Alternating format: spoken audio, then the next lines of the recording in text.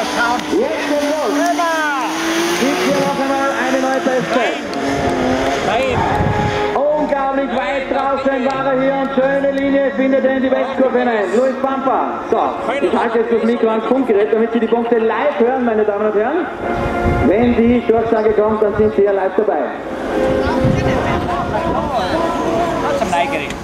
Hat er richtig liegen hier. Unglaublich. 7 Punkte aus der Zone auf. 7 Punkte aus der Zone auf. Achtet auf seine Zeit. Er ist seit 32 Sekunden unterwegs. Wird da seine eigene Bestzeit hier noch einmal pulverisiert. 57,08 zu sagen. Ich glaube, der Punkt Zeit. Luis Pampa mit der Nummer 1 auf dem Auto seines Skiba Racing BMW M3. 46, 47 Sekunden. Jetzt ist er unterwegs mit 49, 50.